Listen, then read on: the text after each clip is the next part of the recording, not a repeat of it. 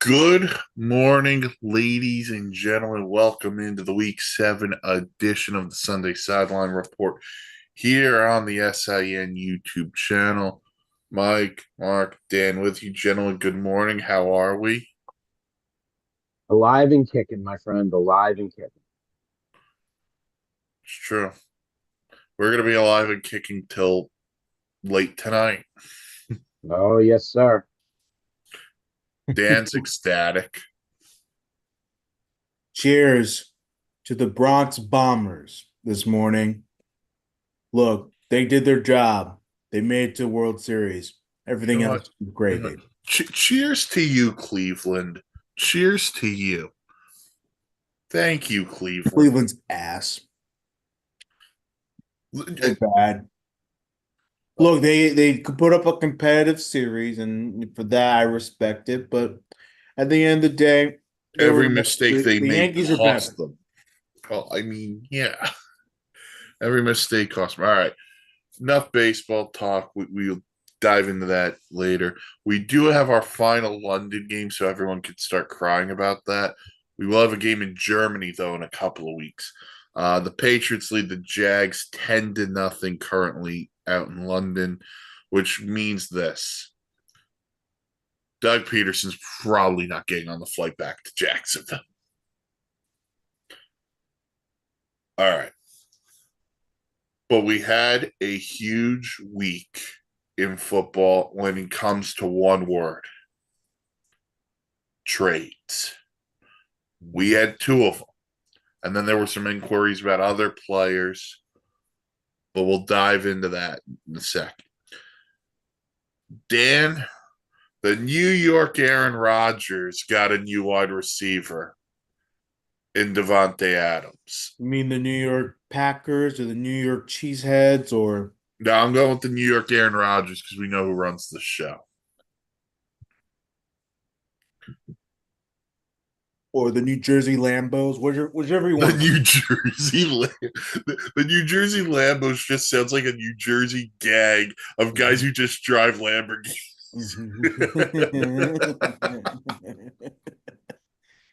Any case, he gets Devontae Adams into the building. We'll be playing against Pittsburgh. This was not a shocking trade. Everyone knew that it was happening.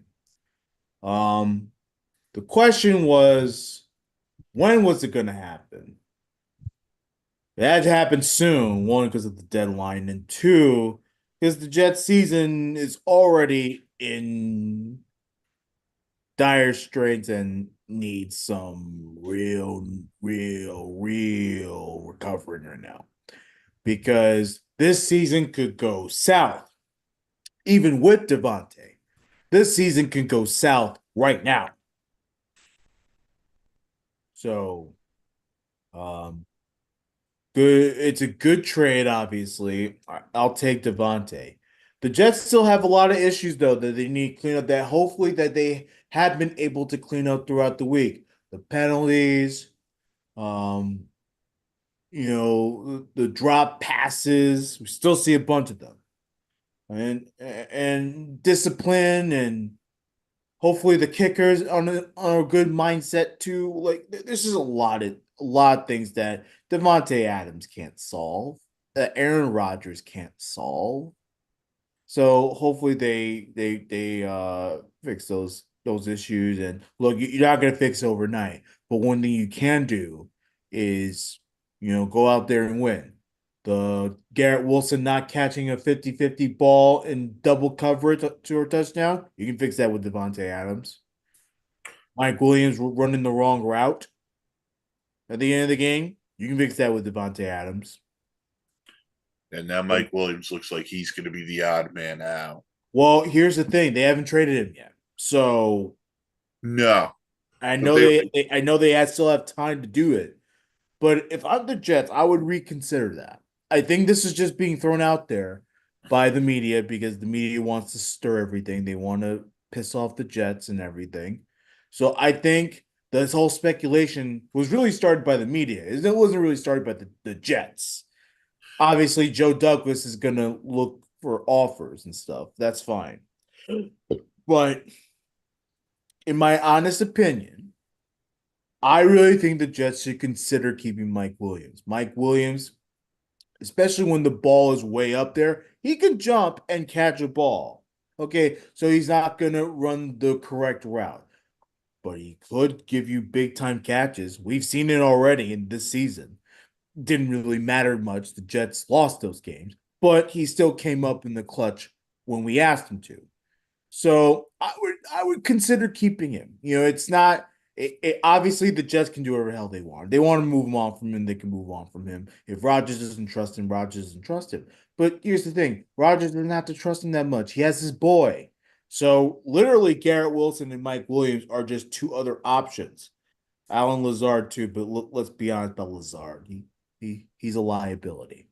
You know, a real liability. I don't care about that Hail Mary touchdown he caught. He's a liability. So that's where I stand on that. Yep, and like I said, Jets got to correct a lot of things. They got to correct the run defense. They got to correct the penalties. A lot of stuff. So hopefully they fix that. And a lot of stuff that Devontae Adams, as you mentioned, can't fix. He's not going to fix the offensive line. That's been a problem the past couple of weeks. He doesn't fix the discipline. And you're right, he doesn't fix the run defense. But Mark, there's got to be something here about the history of Devontae Adams and Aaron Rodgers. Well, when you look back at what Rodgers and Adams did in Green Bay, it's like one of the most famous quarterback wide receiver connections in all of football. You can look at them all from Manning to Harrison, Aikman to Urban, Montana to Rice. Everybody gets their signature. And Aaron Rodgers, who is probably one of the most elite passers still in the game right now, even for his age. I mean, he's having it a little rough go in New York, but missed all of last season, so wasn't able to gain any experience with the team and get anywhere on the same page. And basically was starting this year from straight on zero. You're starting from the beginning. How Adams fits into this? Well, he's going to have plays that he's going to go back to with Adams for audible wise to say, no, I know I'm giving you this, run this, and use his old playbook with Adams. Obviously, if they play the Packers, they won't do that, but there's no fault in doing this. Adams, I think, will be fine. I think Adams is going to open up holes for Garrett Wilson. Tyler Conklin definitely will benefit a little bit more. And then you guys were making the case about Mike Williams. Here's the thing. I respect Mike Williams as a number 2 wide receiver. I think he had an opportunity to be a number 1, but never got that chance with Keenan Allen playing opposite the other side. I think he's a solid receiver. Unfortunately, had that devastating injury last year. Has not really gotten the opportunity, nor has he shown on the field that he could be 1,000% trustworthy either. So, that gives a little hesitation on how much he's seeing the ball. I agree with Mike in holding Mike Williams and not letting him go. I think he still That was has. Dan. Okay, whatever. It was Dan. Okay, we'll go to give it to Dan. We'll give it to Dan. No. There's an advantage to having somebody who's catching balls from a guy like Justin Herbert. He knows how to catch. He's just got to get on the same page. And what time has Aaron Rodgers and him really had besides spring training? That's about it. Fall training, preseason, whatever you want to call it these days. Which was barely there because he was still recovering. So I think it would be advantageous for the Jets to use him, even though now, if you look at it, he's the 4th wide receiver on this team. And if that's the case, four wide receivers don't make the type of money he's doing, it's possible he could be up for trade at the trade deadline. So how this all plays out is what type of player Aaron Rodgers is, because I think Davante Adams will be fine. The question is Aaron Rodgers able to get the time he needs to get him the ball? Listen, every Dan, to your first point, like the Jets season is hanging on the brink here. They're 2-4, and there are people who could say, well, they could be 4-2, they could be this, they could be that. There's also the possibility they could be 1-5 because if Will Levis doesn't turn the ball over, isn't a turnover machine, they lose to Tennessee.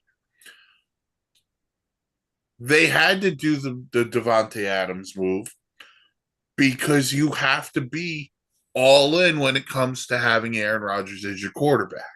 Mm-hmm.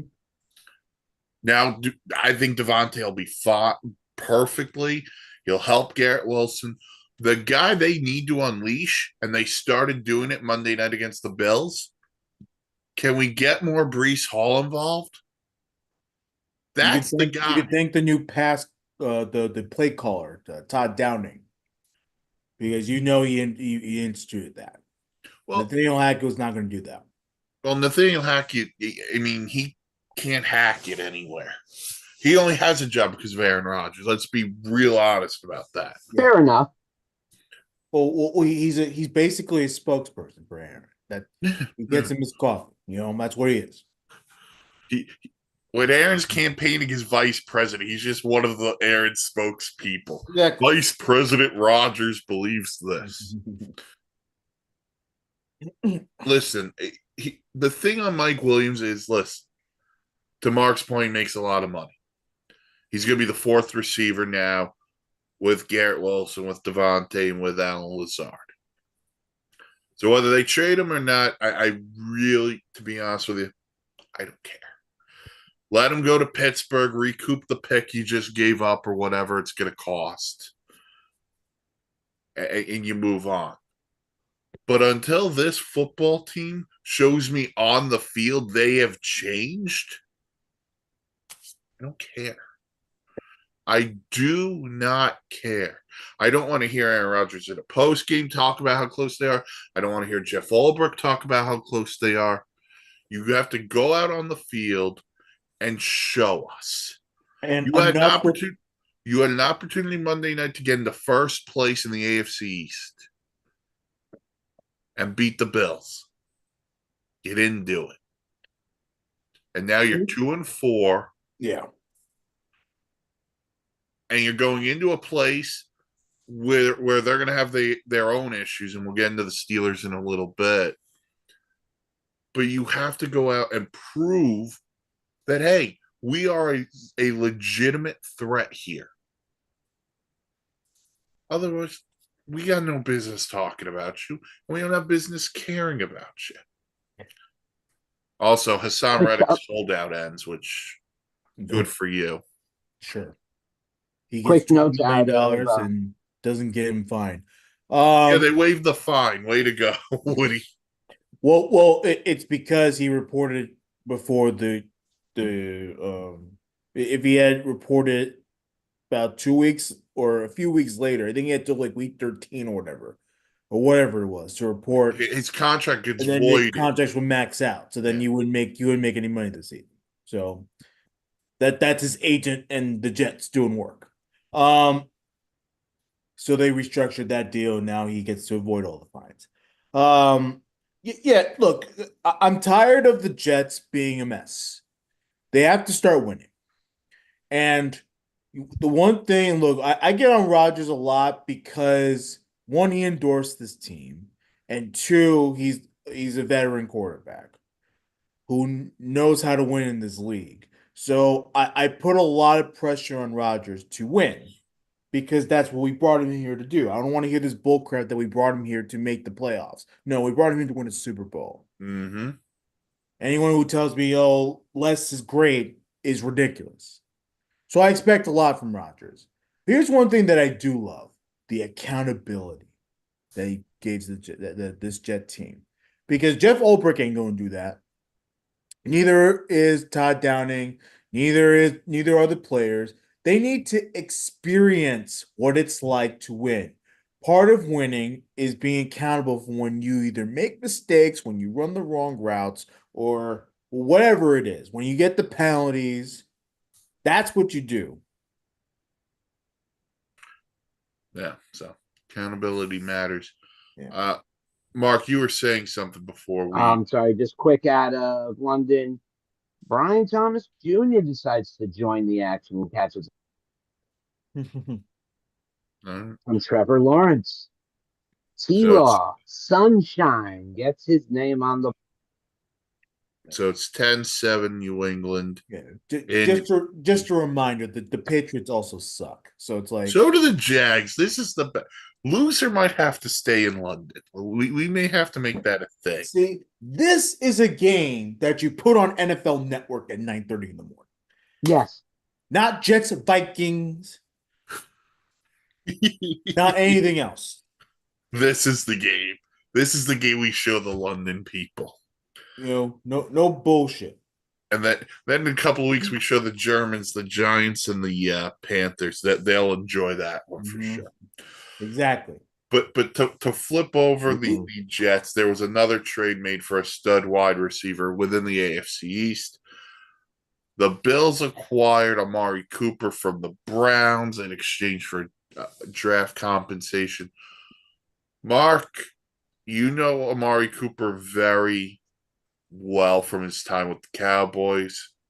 Your thoughts here?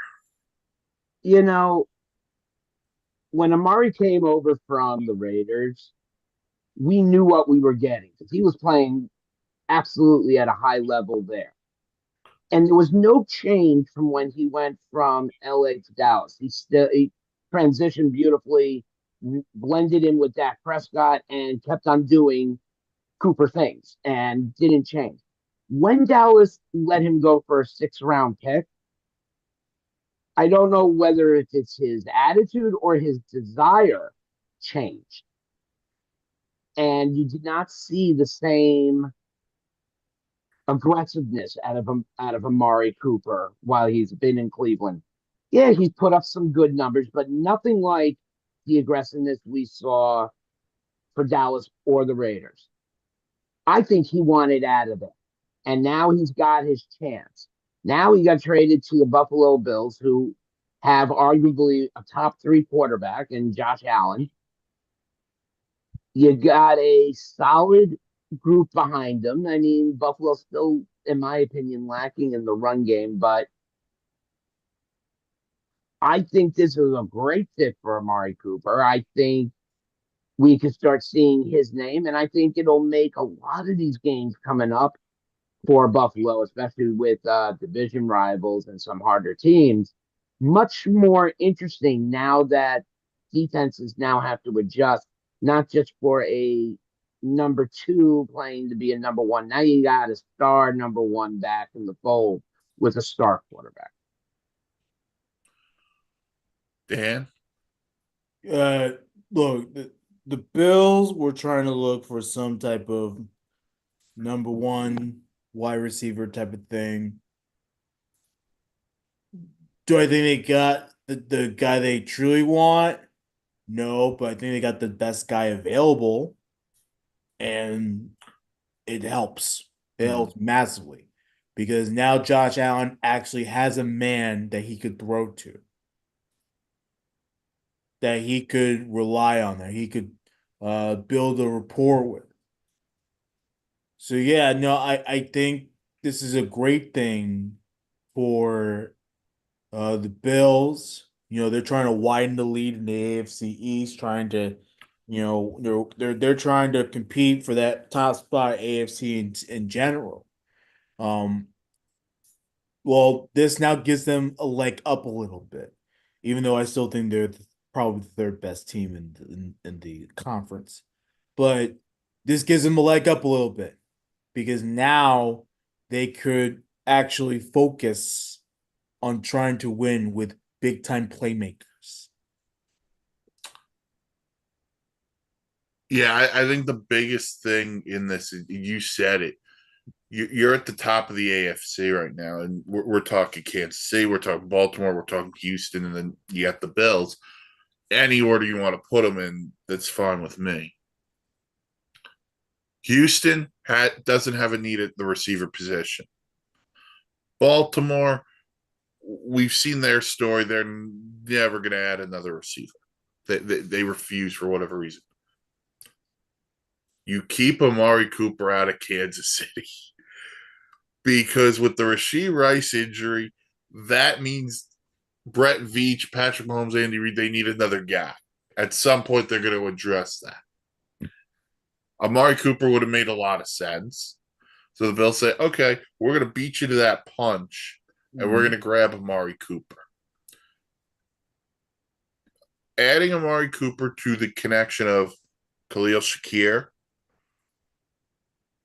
Dalton Kincaid, Dawson Knox, James Cook, Keon Coleman. Now, all of a sudden, this Bills offense has a guy Josh Allen can lean on a little bit. He doesn't have to rely on guys who've never been number ones before. And Amari Cooper, very low maintenance guy. Never heard anyone really say a bad word about him. And I've never really seen him blow up on the sidelines. Shout out TL. But at the same time, this team, very similar to the Jets, I need you to do it when it matters. This is the team that has to win in the playoffs. And so you go out and get Amari Cooper. That's a huge deal. We'll see what other receivers go out into the market too. But according to reports, teams contacted the LA Rams about Cooper Kupp, who may or may not play today. He's a game time decision, but we'll see what happens there. For the Rams this afternoon, ironically, they play the Raiders. All right.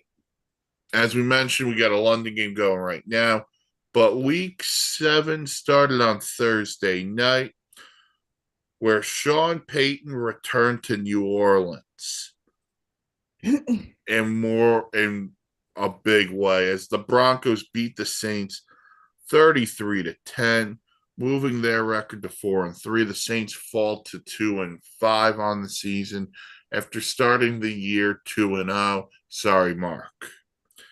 Bo Nix 16 26, 164 yards. Javonte Williams 14 carries, 88 yards, 2 touchdowns. There was also the Broncos also had a fumble return by Cody Barton. And the Broncos mark are 4-3. Respectable job by Sean Payton. He got this team ready to go. And look, the Saints are what they are. No Derek Carr in the lineup. As a starting quarterback. Even with him, I don't think they win this game. It's closer because you're an actual quarterback, but at the same time, I really think Denver really is more prepared and probably better coach. Halpern. Shout out Nathaniel Hackett.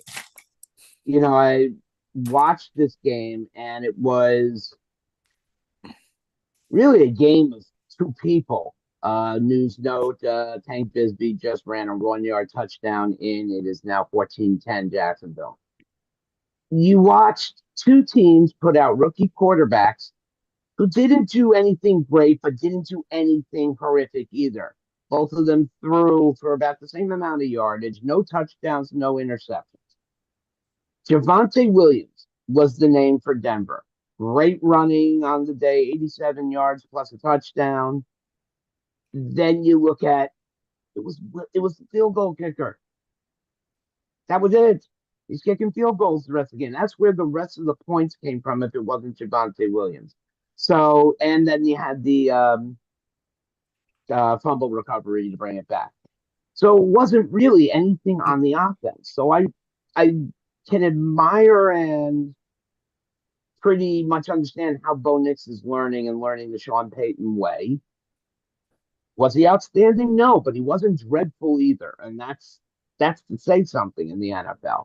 Spencer Rattler,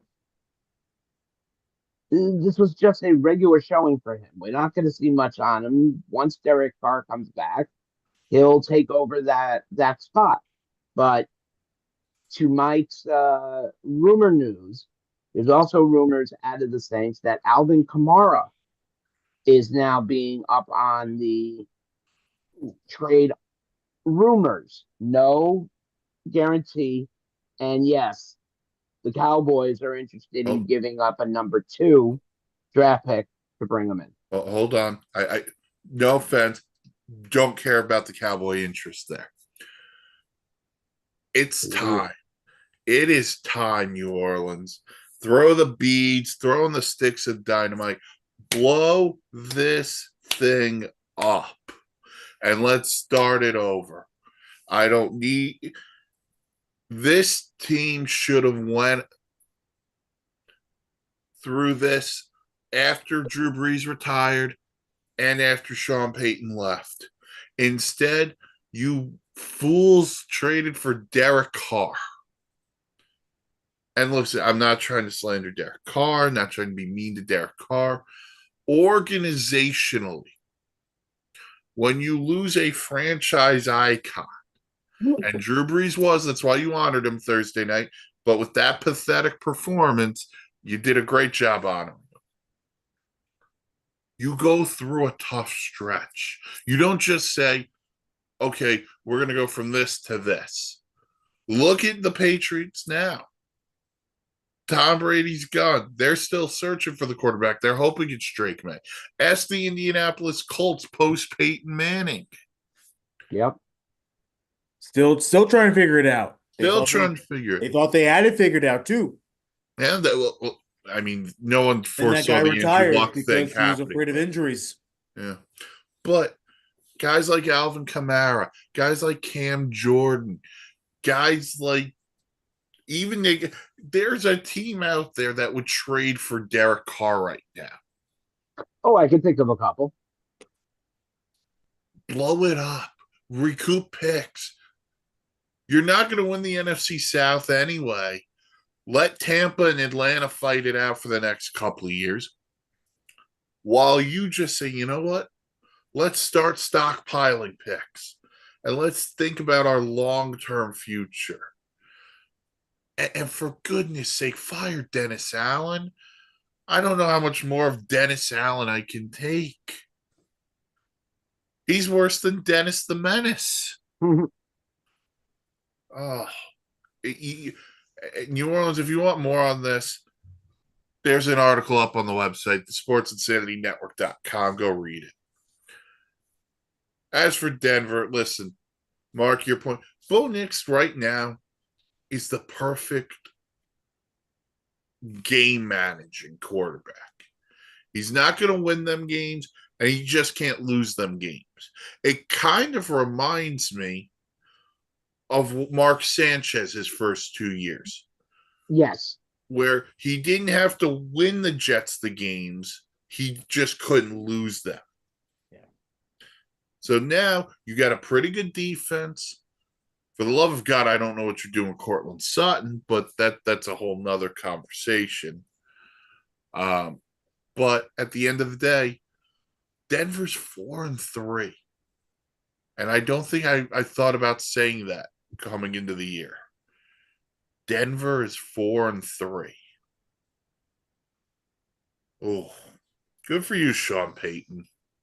Yeah, and like I said, Denver, they've done a really good job. After the whole Nathaniel Hackett disaster, they've done a really good job at recovering this team. They got good players surrounding them. Sucks about Surtain, but they still have good players surrounding them that they're playing respectable football. Yeah. And they're winning games. And they're not doing too much. So, look, I don't think it's a winning formula in the playoffs, but it may attract people to Denver. Right. And listen, no one thought they'd be a playoff team coming into the year outside of probably Sean Payton. Right.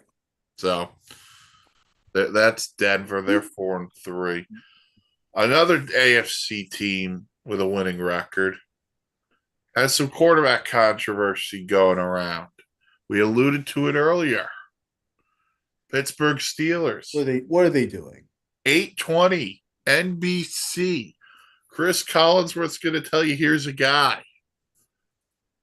It looks like the Steelers are going to start Russell Wilson at quarterback. I don't get it. Despite Justin Fields going 4-2. And Dan, I'm with you. I don't get it either. So I'm going to give you the floor.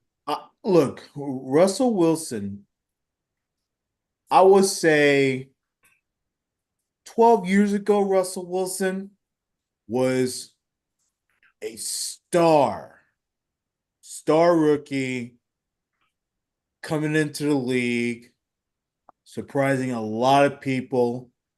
He was getting like Mahomes type of attention. That's how good he was. Now Mahomes is way better, obviously, but yeah, no, we were thinking Russell Wilson when it was all said and done after he won his first Super Bowl and continued to win and win and win, send the Seahawks to the playoffs, thinking, yeah, this is going to be a Hall of Fame quarterback. He hasn't been good in the last 5, 6, maybe 7 years. Mm-hmm. And look, has he been trying to play? Yeah, I think he's been trying to play. People have been accusing him of intentionally slowing down because he has Sierra and the babies and all that stuff. I just don't buy that. I really don't. Oh, Jacksonville. Oh my goodness gracious. I think there's flags on the field, but they just ran back. I think it's a kickoff or a punt. I wasn't paying attention for a touchdown. It was a punt. It was a punt. Oh my God. Yeah, Behringer takes it back 66. I'm sorry. PJ Washington takes it back 96 yards. Behringer's the punter. 20. Yeah, it was flipped on my screen. That's why I said, wait. No, that's fine. Yeah. Looks like it's 21-10 Jacksonville. Well, yeah. How about that? Anyway, back to Wilson. Look. Yeah, sorry. I don't understand why Pittsburgh Steelers are doing this. Justin Fields hasn't lost you a game. He's been playing well. I mean, the Steelers' defense has also been, tremendous too. Mm-hmm. But Justin Fields is playing well. I would play this kid Fields, man. Like, he's younger, he's more polished, he's ready to go. I have no clue what I'm going to get out of Russell Wilson, who, like I said, has not really played well over the last 6 years. You can even go 7 years if you want to. I'm not trying to because I'm trying to give him the benefit of the doubt. But it's like Russell Wilson has not been a good elite quarterback in a long time. That's my point. So he's coming back from injury, and now you're going to split time between Fields and Wilson. That doesn't make any sense. Was this the baseball where you put in a starting pitcher and a reliever? Like that shit doesn't make any sense in football.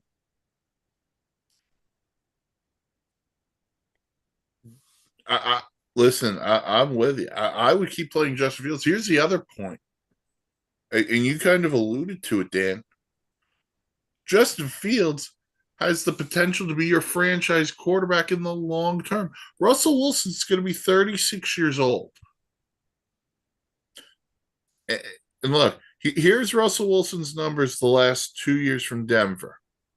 2022, 60.5 completion percentage, over 3,000 yards, 16 touchdowns, 11 interceptions. His numbers were better last year under Sean Payton. 26 touchdowns, 8 picks, with a 66.4 completion percentage.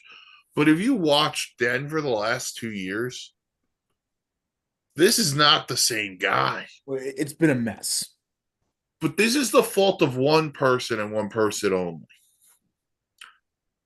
Mike Tomlin, I know you've never had a losing record. And I know one day you're going to be a Hall of Fame head coach. But because of you, Mike Tomlin, this is a thing. And I say it's because of Mike Tomlin for this reason. Mike Tomlin from the start said Russell Wilson was in, quote, pole position to start. When in reality, this should have just been an open competition. Then Russell Wilson gets hurt. He shouldn't lose his job because of injuries. That's why you're pivoting to him now. But Justin Fields offers a different dynamic to this offense. The mobile quarterback. Russell Wilson now, he used to be a great mobile quarterback. Nowadays, he's 35 years old. Mm-hmm. So he's not going to move around as much. And tonight is not the night to go to Russell Wilson because Dan talked about it during the A block when we were talking about the Jets. Jets run defense, awful. Justin Fields has the potential to unlock a 40-yard touchdown run. By the way, he runs better than your two running backs. But no, we're going to go to Russell Wilson. But what happens if Russell Wilson struggles? Are you going to have the intestinal fortitude to go out and say, nope, I made a mistake. We're going to go back to Justin? I wonder, Mike, if they are. I wonder if Tomlin and the Steelers front office, if they're trying to justify the trade for Russell Wilson. Dan, they're paying him league minimum. They're not paying him anything. He's getting paid by the Broncos. Right. I understand that, but I'm wondering if they're because they, like you said before, their the plan was to always start him, right? It was never that was Tomlin's plan from the get-go. Yeah. The plan was to start Wilson, have Fields watch, and then move forward. Then, of course, plans change because of injuries, right? Well, now Correct. Justin Fields is starting. He was starting and has been playing well. But then, of course, you got to go with the original plan. Are they trying to justify them getting Russell Wilson? That's where I'm kind of thinking that. If you're trying to justify this, you don't do it at 4-2. If they're 2-4, if they're 3-3, I totally understand it. You're 4-2, and I'll be the first person here to say it. I don't think the Pittsburgh Steelers are that good. Yeah. Well, I disagree. Their defense is pretty. No. Their defense is good, and the defense is the reason why they're 4-2. Yes. But at the end of the day, when you're 4-2, you don't make this change. You only make this change because, like you said, you feel obligated to make this change. But you shouldn't. Unless Justin Fields goes out there tonight, he throws 2 picks in the first quarter, and then you say, you know what? Russ is healthy. I'm going to give Justin a little bit of a breather. Russ, come on in, and let's see what you got. But it's the old saying, Mark, if you got 2 quarterbacks, you don't have a quarterback. You know, the original plan was to do what they did, and by bringing in Russell Wilson and doing that, what, like Dan said, you got to stick with the original plan. However, plans changed the moment they made a decision to bring in Justin Fields. So the question is, were they putting Russell Wilson out in the front because, like Dan pointed out, he's not making a ton of money. The Broncos are paying anything also. If God forbid he gets injured, this is our plan B in Justin Fields. Well, plan B was put into action. And your action plan has kept you in a very good spot in the first 6 weeks. He's had a couple of mistakes. He doesn't have the type of talent. No offense to George Pickens and Najee Harris and Pat Freiermuth, but they're not the same wide receivers or running backs he had in Chicago.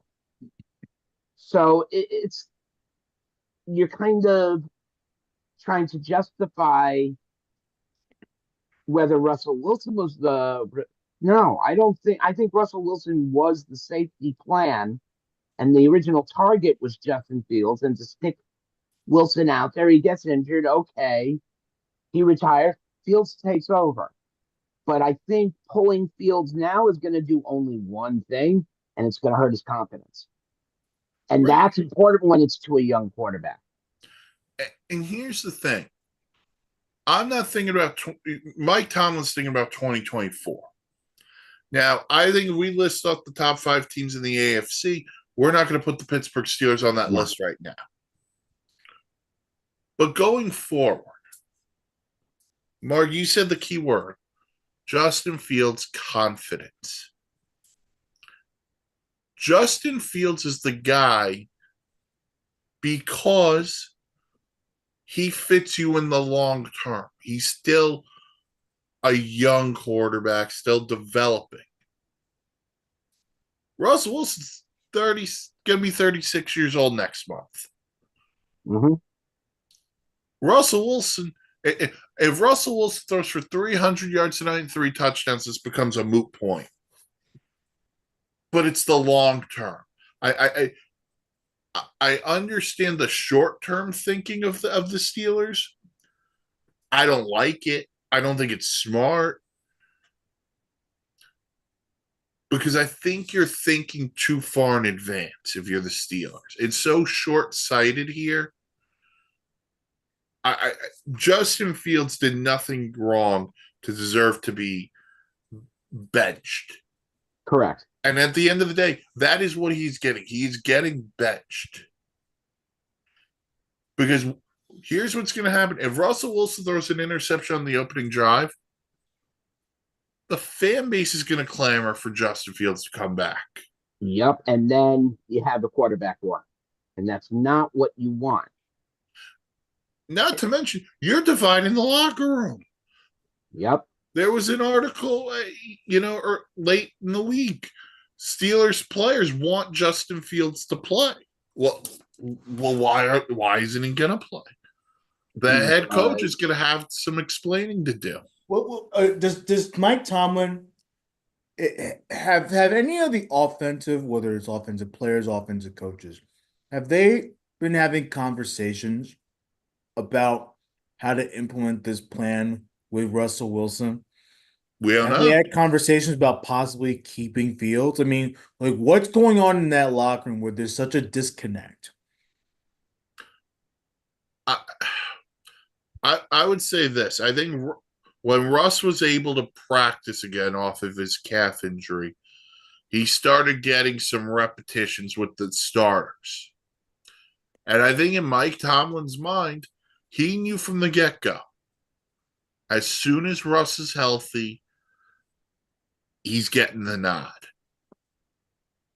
As soon as he's healthy, I want to go with it. It's going to be perfect. Whatever we got out of Justin Fields, we're going to get out of Justin Fields. But if I'm Justin Fields, and I believe the Steelers have declined the 5th-year option on him, just so they can re-sign him probably for cheaper money, I don't know if I want to stay in Pittsburgh after this. Because if Russell Wilson goes out and balls out, I'm not going to see the field. Now, if Russell Wilson really struggles, and I do see the field again, in the back of my mind, Mark, because you brought up confidence, when do I get pulled? When does that happen again to me? I'm going to have to go figure out another spot if I'm Justin Fields in the offseason. Mike, you had brought up a topic earlier, and I was going to throw this into it, but we're here, so let's talk about it. The trade deadline. What happens is Sunday? There's a lot of not only player, but fan response because Russell Wilson, I'm telling you, is not going to have a good day. He's going to be rusty. He's going to be out of sync.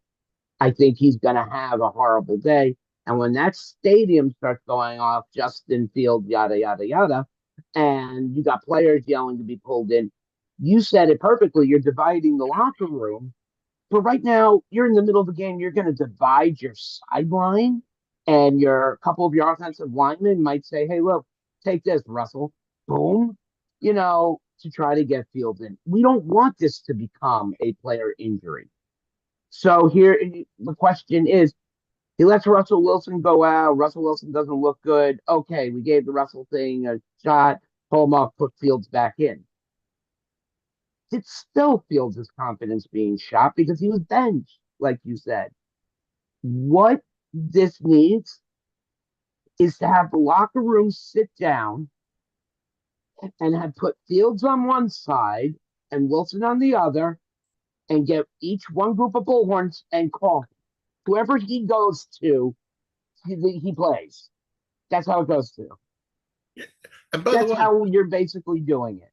right, and like we said with Derek Carr, there are teams that can use quarterback at the moment. Yep. And the teams that can evaluate Justin Fields to say, hey, long term, you may be our guy. There's a team that plays at MetLife Stadium that could think about it. There's a team wherever you want to go next. There, you want to know what, Justin Fields? You know what's a great spot for you? Go sit behind Matthew Stafford. If you go sit behind Matthew Stafford, you're okay. Because he's retiring at the end of this year. And if you're brought in at the number 2, expect an extension and voila, you're number 1. Right. That's why the signing of Russell Wilson plus the trade of Justin Fields equals massive question mark because the Pittsburgh Steelers had 2 guys with something to prove to not only themselves, but to the rest of the world. But you took them both on knowing both needed to play. In my opinion, if you're Mike Tomlin, that was a mistake. Because now, like we've said, you shot Justin Fields' confidence. And once you see Russell Wilson isn't the Russell Wilson of 4 or 5 years ago or whatever it is, you made your bed, you're going to have to lie in it. Now, if Russell Wilson goes out and plays awesome, good for you. You found a quarterback for the next 10 weeks. Right. Because who knows what Russell Wilson does at the end of the season. So we're all on the same page. We think it's a mistake for the Steelers to start Russell Wilson. But we'll find out tonight when they host the New York Jets. And if I'm the Jets, like, I'm blitzing the crap out of Russell Wilson. I am blitz. If Jeff Ulbrich does not figure out how to game plan against this unnecessary quarterback controversy, then the Jets are terrible. Oh, everyone needs to go. And by the way, I don't want to hear that there's going to be a package for Justin Fields because that's going to remind me of Tim Tebow. When the Broncos would use the Tebow package before he became the starter. Don't do that, Pittsburgh. Well, it's very possible. They said they were talking about splitting time. So it's very possible. Oh, this is why you deserve to fail, Pittsburgh. All right. Russell Wilson's back, so we hit that. We got a return today. We got a revenge game coming. MetLife Stadium. Saquon Barkley and the Eagles go to MetLife. Mark, you're smiling, so I'm thinking you're going to say Saquon runs for like 200 yards and 3 touchdowns. I had 2 touchdowns, but the 300 yards, I would like to see. I am sure I'm not the only one. No, give me fantasy points. I'll take it. Same here. This is, you look at this plan out for the day and the schedule. This is the game of the day. This is where we're going to see if the Philadelphia Eagles are actually the team they are. The New York Giants aren't going anywhere as long as Daniel Jones is the quarterback. I'm sorry to say that. I do like the fact that Malik Neighbors has been able to come back from the concussion and will continue out his year. And continue out his year. You know, that's great news for the Giants. You have a very pissed off Saquon Barkley because of all the crap he took in the media and all that. And there's only one way to deal with that anger. And Mike, you said it, for him to go over 300 yards and 3 touchdowns. Let's put it this way. So if Saquon Barkley runs for anything under 100 and catches anything under 50 and anything under 2 touchdowns, I'd be very surprised. I think the plan will be is just give it to 26, let him do what he needs to do, because except for last week, the Philadelphia receivers are banged up, they're hurt, so they could use a rest where Jalen Hurts isn't throwing it 48 times. And by the way, Nick Sirianni, make sure at the end of the game you don't just go to the crowd and start smack talking the crowd. Hmm. Well, you don't want to smack talk New York fans. No. That's a no-no. I mean, he New York- did to his own fans last week. I know, and he's stupid. You do it to New York fans, we'll put him in the trunk and help people look find him. Look, Philly fan and New York fans, I think they're not on the same level, but they're fairly Philly, close. Philly, I mean, Philly won New York too. Philly won New York too in violence. I mean, rating. one city gets to watch their baseball team tonight, the other one doesn't. Yeah. And this is my heart will be beating for the 5 people who are in a coma during this game. Yeah. If I'm Saquon, I personally would take a more humble approach. Of course, you can hate Joe Shane, you can hate the Giant front office, you can hate John Mara, all those people.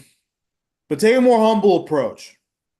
Obviously, do your thing. Go 300 yards, 3 touchdowns, Do whatever what you it got to is. do, Saquon. Do what you gotta do. But be like, hey, look, this is a place where I got my career started. Right. I'm assuming there's gonna be a mixed reaction. Not everyone hates Saquon. It's No, really nor the should front they. office that did this. It wasn't really Saquon. Yeah. So I'm assuming there's going to be a mixed reaction. Some didn't like the fact they went to the Eagles. A lot of Giant fans really wanted him back, and they wished him a lot of luck. And again, blame the organization for that. So there's going to be mixed reactions to him coming back. So take a more humble approach, but still do your thing. The most important thing for Philadelphia, just win this game. Mm-hmm. Win it easily too. Yeah, convincingly. Convincing. Right now, There's no excuses. Right now, I can't believe I'm saying this because I thought at the beginning of the year the Eagles would potentially run away with this division. It was a distinct possibility. But right now, you're playing worse than the Washington Commanders. Yeah. And Jaden Daniels and company. Shout out Jaden Daniels. There's your offensive rookie of the year right there. Philly needs this game. So Philly needs this game in the worst way. So just go out there, do what you got to do, take care of business, and turn Danny Dimes into Danny Nichols. I would want Danny Pennies. Yeah. The problem with the Eagles, they don't take care of business. No. They don't seem like a team that wants to take care of business. Well, they're the only team this year in the NFL to not score a touchdown in the first quarter. That's a wild thing to think about. Damn. They are the only team who has not scored a touchdown in the first quarter. That is insane. With the star power they have on that offense. Oh. They gotta take it. I mean, set the tone, man. Don't give the Giants any reason to think that they could pull it off. Because the Giants would do that. The Giants, look, they stink, but if given the opportunity, Abel will have these guys ready. Yeah. Oh, yeah. Listen, I give Brian Dable a ton of credit for the job he's done. They won a game in Seattle. I didn't think they had a shot in.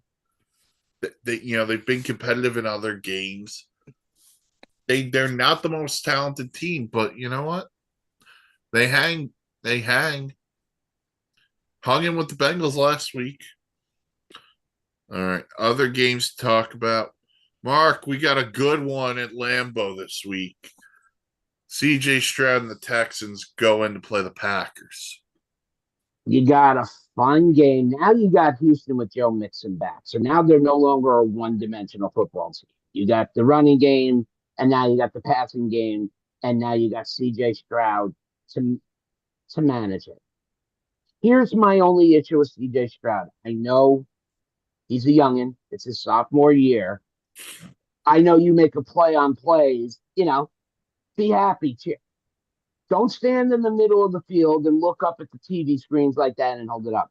We've seen what happens to players who try to stand on center field, whatnot, and we see what happens. A la Terrell Owens for being a moron and stepping on the Dallas Star.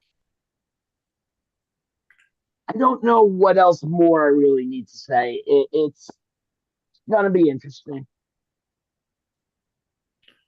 Stroud is great. I think he is. I think Love is getting better. I think this is Houston's game. I think Joe Mixon is going to make the difference in this game. This might be the highest scoring game of the day, too. Possibly. With the I mean, it could be a run. It could be a run over game. Absolutely. Dan, any thoughts on the Texans and the Packers? I love this matchup. I was talking about it on SIP. You have two good offenses, a really strong defense in Houston. So this smells Houston advantage. Green Bay, to me, is going to bring a real hostile environment because Lambeau always does, right? Or at least they try to. So it's going to be a very competitive game. I love this matchup. This is a classic matchup. And I'm ready to go, man. I can't wait to watch this. It's going to be great. Two young stud franchise quarterbacks. Mm-hmm. High-powered offenses. The chess match between D'Amico Ryans and Matt LaFleur. Gonna be excellent. So that should be a fun one. We got first place on the line in the NFC North when the Vikings host the Lions. First game post Aiden Hutchinson injury for the Lions. That was so brutal to watch last week. Not just the game, but poor Aiden Hutchinson. When you saw that leg go the way it did, I just closed my eyes and put my head down on the pillow. I was like, that's season right there. And, shout out to Aiden Hutchinson. Hope you're on the mend and getting better. Come back as strong as you were. Because he's another player like Micah Parsons. If I'm going to combine, he can get anywhere and be anywhere on the field when needed. He's good. He was the sacks leader, right? Yeah. So and it's now, a massive blow. Plus, he was also the mic'd up linebacker who ran that defense. So now, they have people in place, obviously. But it's a gut punch to the Detroit Lions. If I'm the Minnesota Vikings, I'm taking advantage on quick crossing routes over that open middle linebacker, short, quick lineman area. It's going to be available because there's not going to be anyone as quick as him to be able to cover it. So I'm going with Minnesota on this game, unfortunately. Dan, to your point, Aiden Hutchinson, 7.5 sacks. That's a half a sack better than Dexter Lawrence and Will McDonald. Shout out farm. Yeah, so I'm glad that the young players are leading the sacks column. Like Max Crosby's near the top as well. I'll just say it like that. I'm really happy about that. Now, for the Lions, obviously you have to adjust with life without Hutchinson. Which is going to be pretty difficult. Like he's your best defensive end. So it's going to be really difficult. Can they do it? Yeah. I trust this team with Dan Campbell running it. I trust this team that they'll figure it out. The defensive staff is pretty good. Personnel is good. It's really going to have to be a game with the Lions offense really has to be the carrier. Yeah. And the last time Jared Goff, I believe, saw Brian Flores led defense was he was still the quarterback of the Rams playing the Dolphins, and it was not pretty for Jared Goff. But just to go back to the line defense, this is the game where we're going to have to see these young corners step up. They're going to go up against Justin Jefferson, who's still the best receiver in the league, and you've got Jordan Addison. Can Rakestraw and Arnold take care of business against those guys? They took care of business last week against CeeDee Lamb, mainly because the Cowboys are a little incompetent, but that's a whole nother conversation. That's where these guys are going to get tested. I believe in Jared Goff. This is another one that could easily be a shooting with the weaponry on offense both teams have. Wide receiver wise, in terms of number one receiver, I think the Vikings have that advantage. Oh, I they think if you definitely put, have that advantage. you know what? I might be lasted for this. I'm sorry. I take nothing away from Justin Jefferson, but I give more credit to Amon St. Brown. And I think the number one and number two wide receivers are almost equal in Detroit and in Minnesota now. Amon St. Brown has proven that he can go to the type of yardage that Justin Jefferson and commands the same amount of defense. Jameson Williams, yeah, it took him a couple of years due to injury and a suspension, but he's turning out to be a very solid number two, as well as Jordan Addison. These are two of the best wide receiver combos in the NFL today. And Mike's right. If everything is, the quarterbacks are on and they're able to line up with everything and go, it could be another game where the over would make sense to take pay. Yeah, it should be a fun one in the AFC North, NFC North. Another big one, NFC playoff implications. We got the Seahawks in Atlanta to take on my cousin Kirk and the Falcons. Seattle, man, dropped 3 in a row after that hot start. Injuries have played a role on the defensive side, but man, you need Geno Smith to be better than he's been.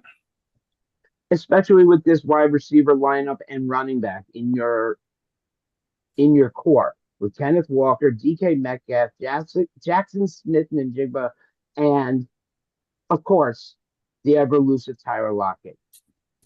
How the heck things have gotten so bad for them, I don't know. Is it Geno? Is he just not what he was 3 years ago anymore? I mean, he's not a young guy. He's not a young guy by any means. So how does he change people's mind? He's got to get this team points on the board and stop trying to go long every pass and move the ball 5-6 yards instead of 18, 19 at a time. Yeah, maybe it's just ease him into the game, get him some screens and some slants to get him going early. But I don't know. I don't know if the 3-0 was the mirage or if this 3-game losing streak was the mirage, because the 3 teams they beat at the beginning of the season, they beat Denver and Bo Nix's first start. They beat New England. We know about there, and they beat a Dolphin team without Tua Tagovailoa, which we know is totally different.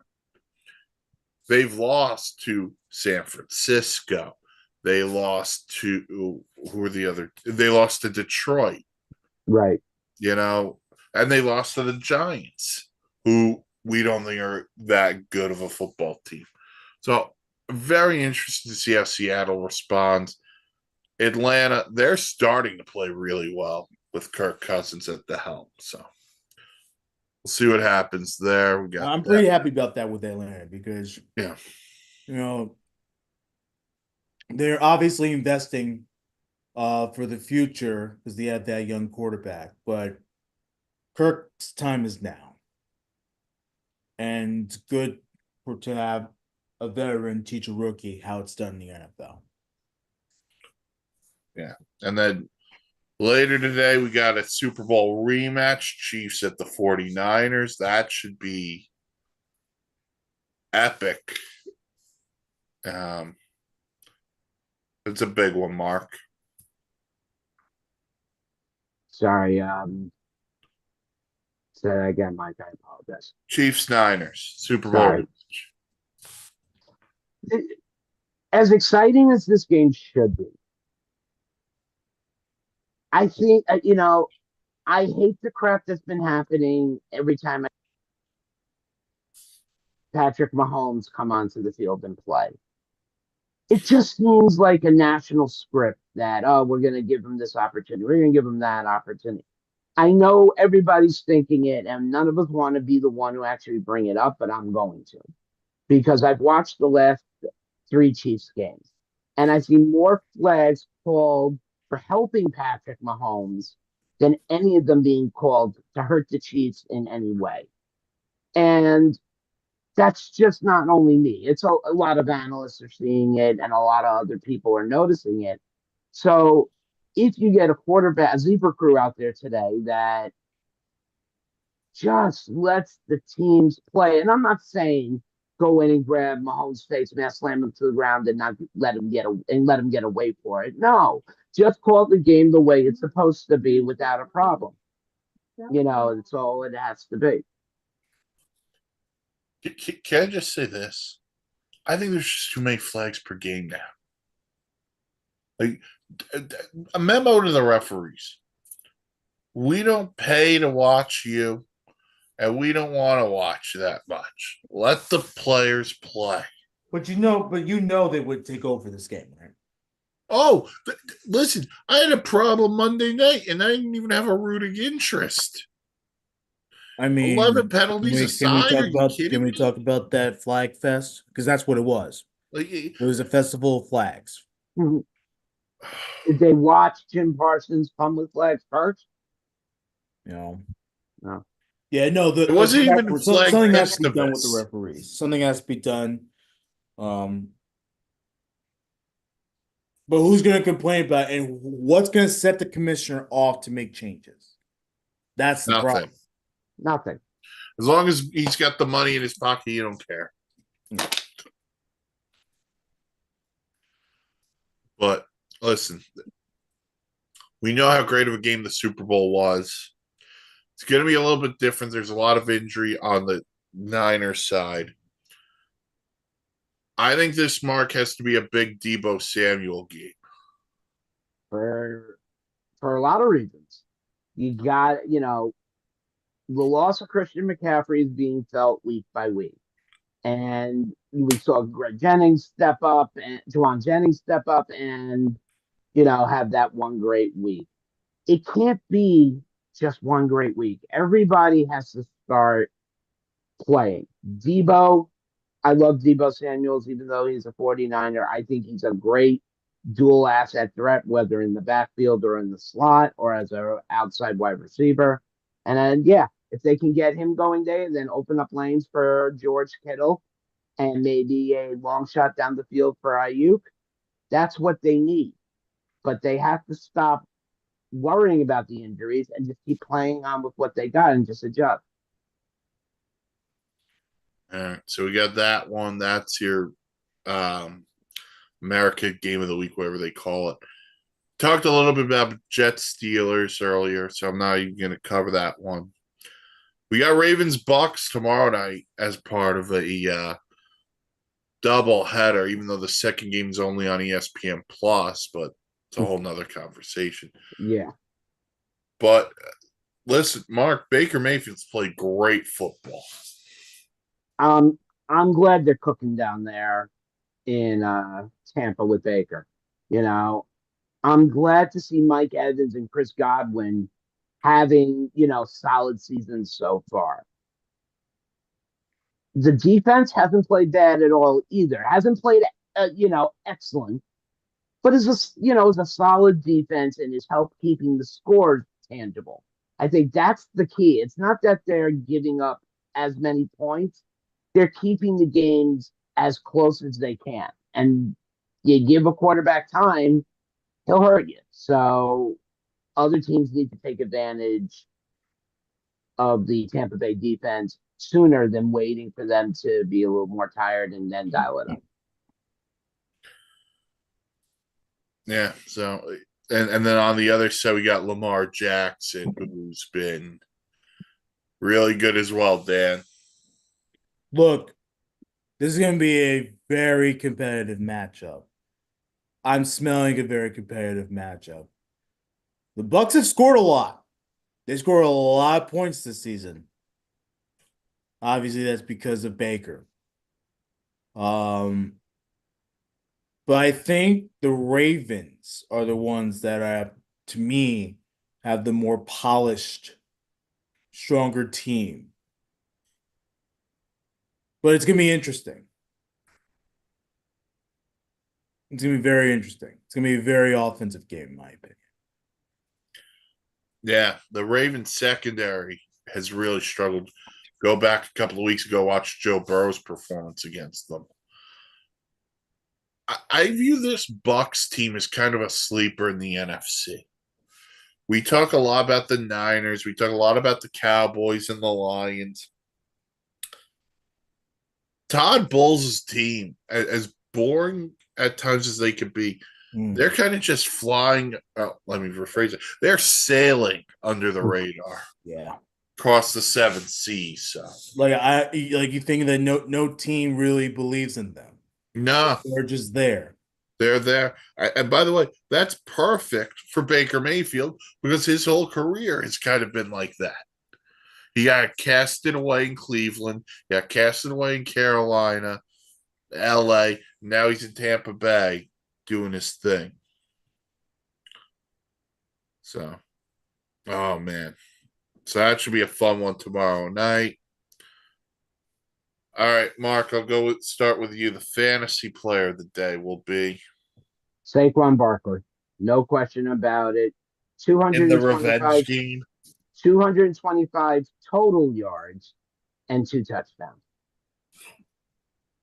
Take that for fantasy points. Dan? I'm going to go with CJ Stroud against the Packers. And he's going to really ball out. Will he ball out to a win? I don't know. But I think he's going to play very well in this game and really make this a very, very competitive matchup of the ages at Lambeau Field. I'm going to go with the guy we talked about earlier, Jaden Daniels. Carolina's defense isn't that good. Washington could put up points with anybody. Jaden Daniels looking at a 4-touchdown performance today. I mean, what an incredible start by Jaden Daniels. Oh, that whole team, the look of that team has changed so mightily. Realistically, not since the ownership took over, but credit Dan Quinn, credit Clifford the Big Red Bird, and credit Daniels. That group of 4 with Josh Harris has done a really good job so far in Washington. We'll have to see what happens when they face adversity for the first time. Yeah. But that team, there's something cooking. They have veterans though. Oh, Eckler, Ertz, like they've been there, done that. They could sort of be those veterans that could coach those little guys. Like, hey, look, this is what to expect. This is how you fight and keep it going. Like, I don't know. Oh, yeah. Should be a fun day of football. Everyone enjoy football. Check us out every Sunday here on the SAN YouTube channel. Check out the website, www.thesportsinsanitynetwork.com. Right? Blogs, vlogs, planes, trains, and automobiles. Follow us on the socials, Facebook, Sports Insanity Network, Twitter, S Insanity Real. And Mark, you want to do the honors of shouting out our friends? Ah, Rudy Campos and Sweep the League down in Austin, Texas. Always, if you want to watch some good shows with some primetime stars, check out Sweep the League Monday through Friday, 10 p.m. Eastern Standard Time or 9 p.m. Central on the YouTube. Don't miss him. He's a great guy. Also, I will be stepping away from the network for a few months as I go in for my 15th back surgery. I would like to thank not only these guys and all the other members who are not currently present for their good wishes, but I'm going to miss them for a little while. But I'll be doing some collaborations with Mike on baseball, and I'll help Mike out sending like ideas for an article or something like that. But I'm going to be taking a few months off, and then once I've recovered a little bit, I'll be back. And Mark, just to putting it out there, hey buddy, we're wishing the best for you, and we really hope that this would help improve your life. And we want you to come back stronger than ever, and that's all we could pray for. So, like, we're I really appreciate it, Dan. You just gotta stop being a pain in the back, man. You just gotta stop. All right. My doctors want me to be relaxed and calm between now and then. Yeah, game 6 is tonight. If it goes to game 7, yeah, we're gonna Oh, have we're a throwing problem. a. It goes We're, to the World Series. Yeah, I get to go in before surgery as enemies of the New York Yankees listen, and enemies of the New York Mets. We will go live for each and every game if that listen. happens. You in the hospital listening to a World Series game if the Mets are in it. Lou Brown, Major Lou League. Brown, Go baby. check Yeah. it out. I might move to England. I love this shit. Everyone enjoy football. We'll talk to you all next week. Have a good one.